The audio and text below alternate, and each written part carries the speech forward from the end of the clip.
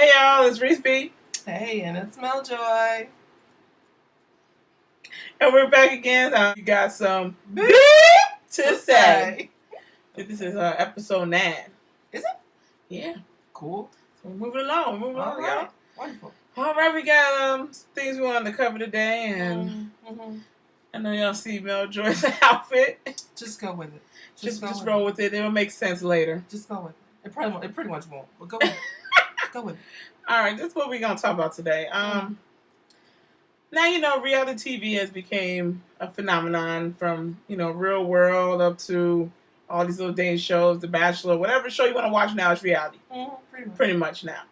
But my thing is this: is now all the females think that reality TV is the jump off to stardom? For some people, I guess they do. I mean, is it? I want to go now date Flavor Flav, and now I want a talk show.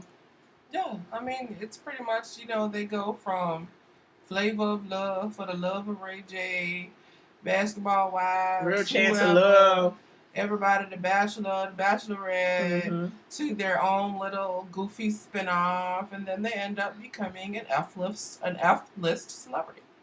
Yes. These things happen. However, we bring this subject because our friend and yours, Evelyn Lozada, whatever. Whatever. So rumor has it that she got an offer to be on the upcoming season of Dancing with the Stars. Yes. So Evelyn's not a star.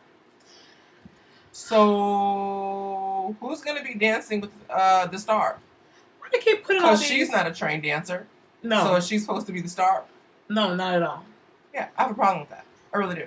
I thought that Dancing with the Stars is people that are notable for whatever they're good in, from sports to, music or acting. Somebody we all know.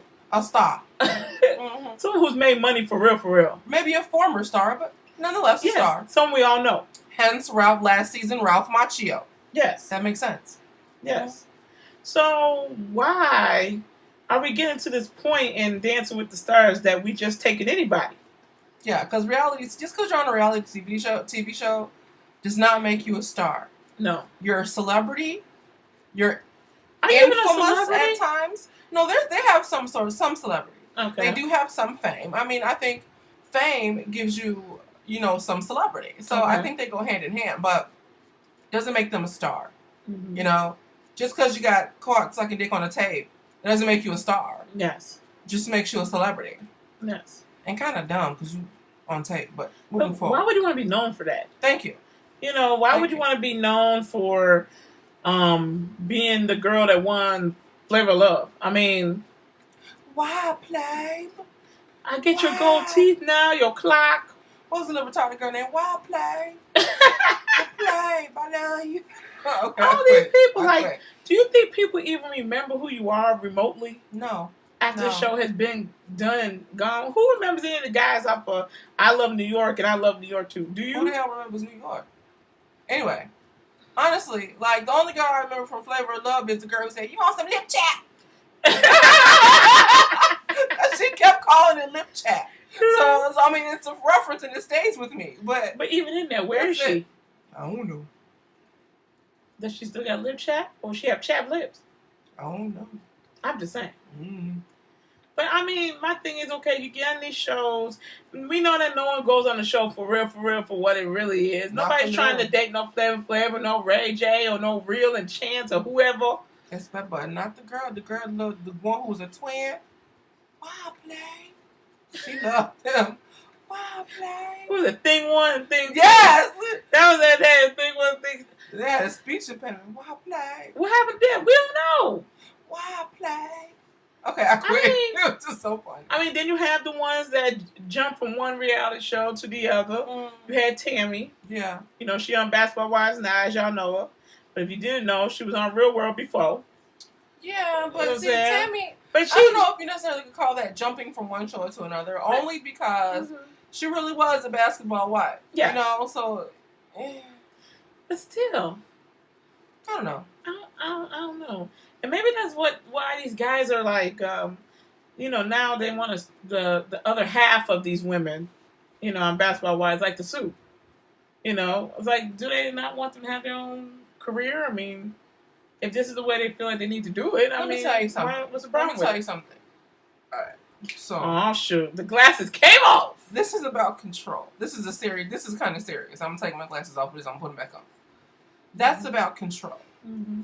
When you lay up with a man and you have a baby and he got money, and you stay home and do nothing, and you take his money, and you let him do whatever he wants to do, that's giving him control over your life. When he can call the shots and don't have to wipe you up and do nothing, that's giving that man all types of control over your life. So when you all finally break up, and when he leave you for somebody that he really wants to marry, let's call the truth what it is, call a spade a spade. When he leave you for somebody that he really wants to marry, and you find out you have to strike out on your own and do something to earn some money, then you turn to reality TV. But then he asserts further control over your life by telling you, you can't do this and you can't do that, or you won't get none of this, or you won't be getting none of that, and I'm going to cut you and cut this off and everything like that. And you so stupid. You sign the papers that he gives you.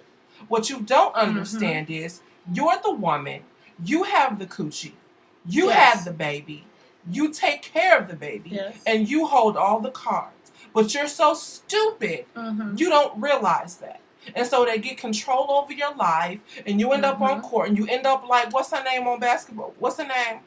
Royce. Royce. You end up like Royce, and can't nobody see or look at your baby because you're stupid and you sign away your rights. If you dumb hoes don't start realizing that your coochie is power, and when you have a baby and have no husband, that's power. Wu-Tang Clan said that. You own it. You control it.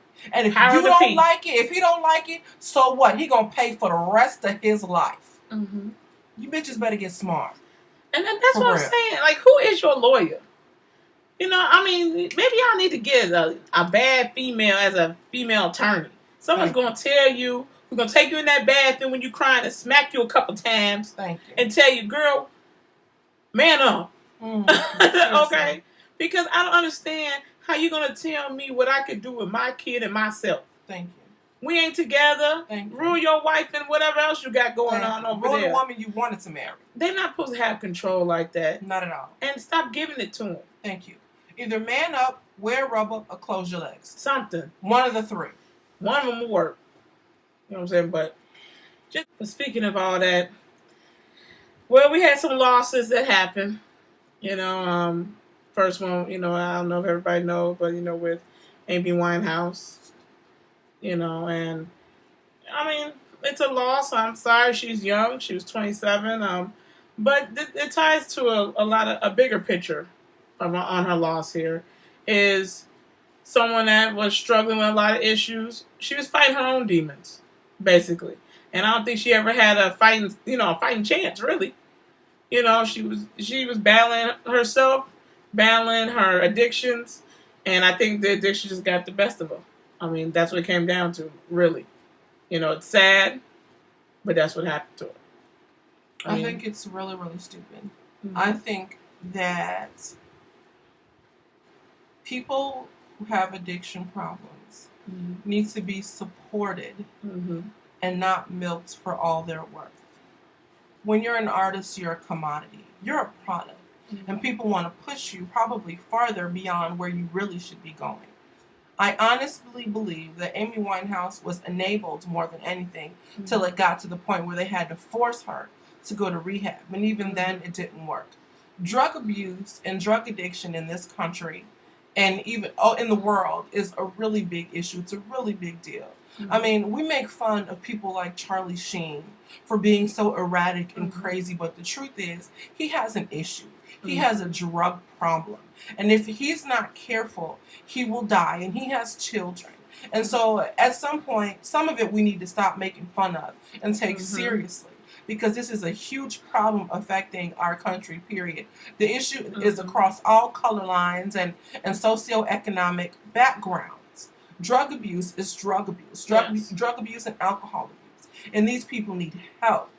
And it's a shame that she's dead at the age of 27 over something that, could have been prevented. Yes. We really have to work harder. And I think another way to prevent this, I'm coming at the government again, but I think a lot of the ways to prevent this is to legalize certain narcotics. Yes. I believe that. I believe that'll lift our country out of this, hole of a recession we're in. Mm-hmm. I believe that if you make certain narcotics legal, it'll give people the opportunity or the chance to say, you know what, whether they do or they don't want to purchase it. Mm-hmm. So many people in our country are in prison over non-violent crimes. Yes, that's true. For drug abuse, not even selling drugs now, mm-hmm. but for drug abuse. Those people don't need to be in jail. They need rehabilitational programs. And we really need to work on that. It's just ridiculous. It's a problem. But it's in my family, so I know. It's a really huge problem. Yeah, and I think that's the bigger picture you have to take from it. I mean, it's sad that that's the way it had to end for her, especially after her many attempts. But, I mean, how do you expect her to be able to recover from something as such as drug abuse like that if she hasn't had the time to actually just focus on that? Besides dealing with fame and dealing with, her music career. I think it was just too much going on.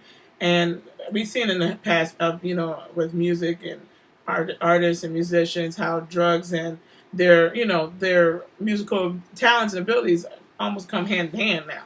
Mm-hmm. Too many people are doing something. Mm-hmm. And, something leads to something bigger, and I think that's a big problem just in the whole realm of not just with celebrities, but just with people in general.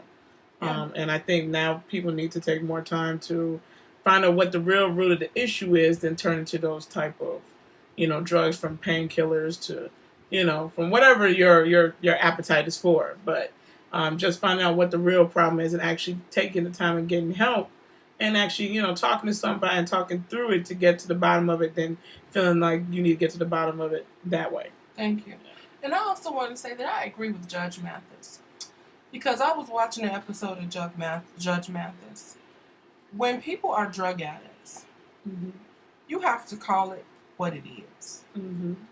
You can't make these people feel so good about what they're doing or enable them and say, oh, it's a sickness and we've got to help you. And you've got to call a spade a spade. Mm-hmm. You've got to look that person in the head and say, you know what? You're a crackhead. Mm-hmm. And you need to do something about it. Because this don't make no sense. Yes. Or you're a weed head. Or you're an alcoholic. Call it what mm-hmm. it is. Call it out. And call it often. I think sometimes you have to shame these people into wanting to clean themselves up. Yeah. And stop enabling them. It's not good to coddle and baby somebody. What do you do when your kid doesn't want to? You got a kid that won't potty train. What you going to do? Change a diaper for the rest of their life? No. Or are you going to say, no, enough is enough. This is nasty. Go sit on the toilet and wipe your butt. I'm not doing this no more. That's what you say to a child. I agree with that. So you have to treat a drug addict like they're a child who's potty training. No, enough is enough. This is sick. You got to do something about this. So, I mean, that's our message on that. We're, we're not saying we're not taking away from her death, but we want you just to get the message behind it and learn from this experience and hope that this doesn't happen to someone close enough to you. Exactly. For the same reason. So look for the signs. If you see the signs, don't be afraid to address them on it. And if you feel like you can't do it alone, get someone who's professional enough. Thank you. And who's a third party that's looking in, that might be able to help you, address the issues with this person on a personal level and not publicly. Thank you. On that. But thank you. That's what I'm saying. That's what it is with her. And we also lost someone else, Butch Lewis. He also passed away too as well. If he's been a big, a pivotal person in the boxing world. So he passed away as well. A pugilistic giant. And he was behind a lot of different things. He dealt with a lot of different boxers, from Muhammad Ali, Joe Frazier, to Michael Spinks. He's been around, so rest in peace to him as well. Amen. All right. And follow us on Facebook and Twitter. Woo! Hit that fan page button. Amen. You know what I'm saying? Do the dang on thing, y'all. It's been real. We've had a wonderful, wonderful day. And so we're gonna end it right here. Peace out. One love. Follow us on Twitter.